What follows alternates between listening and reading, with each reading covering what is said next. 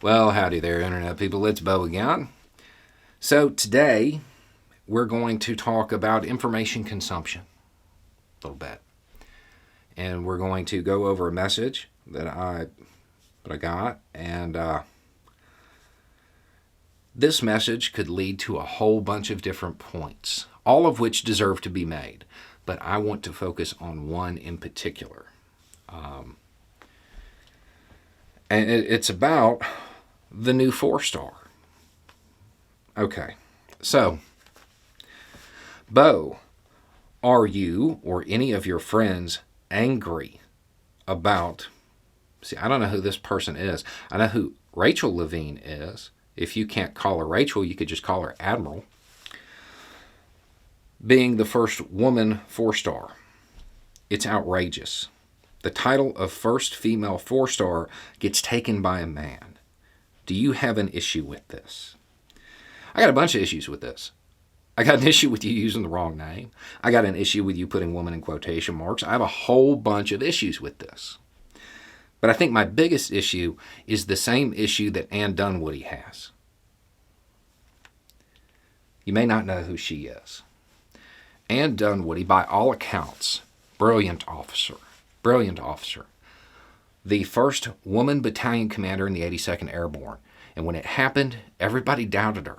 There were a whole lot of people who wondered if she was up to the task. Turns out she was.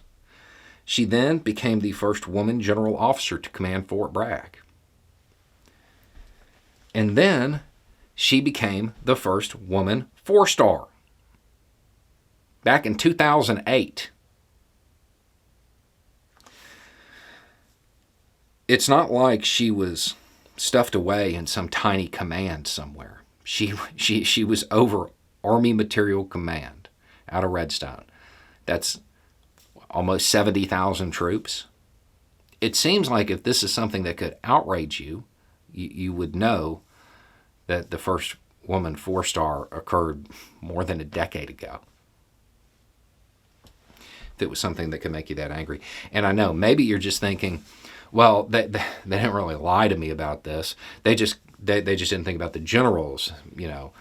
Levine, she's the first 4-star admiral. No. The first woman 4-star admiral is Admiral Michelle Howard. Admiral Michelle Howard, who also had just an amazing career. I want to say she was the first black woman to command a U.S. ship. I think it was the Rushmore. Then she eventually became Vice Chief of Naval Operations. And when she was sworn in, she became the first, I want to say the first black 4-star in Navy history and the first woman 4-star in Navy history at the same time. And that happened back in 2014. The whole thing, it's just not true. It's made up. Am I outraged by it? Does it bother me? Do I have an issue with something that you just made up? No, of course not. But see, the thing is, I also know you didn't make it up. Representative Jim Bakes did. Because that last line, the title of first female 4-star, that's a direct quote, right? It's what he got in trouble for on Twitter. It's made up.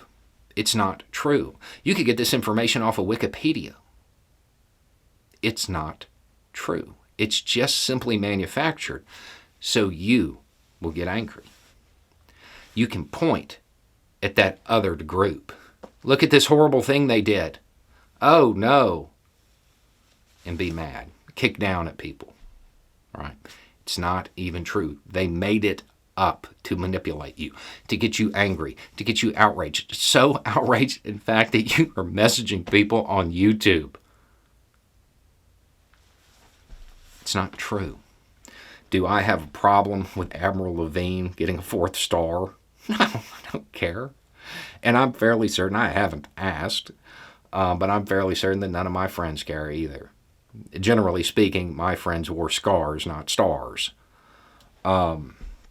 I don't think they really care that much.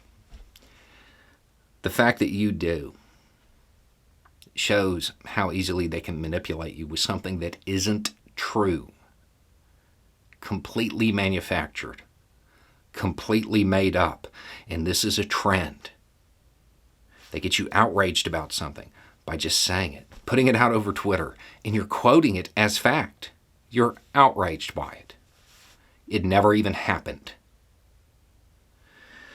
Is it that hard just to fact check? And if you can't fact check, just be nice.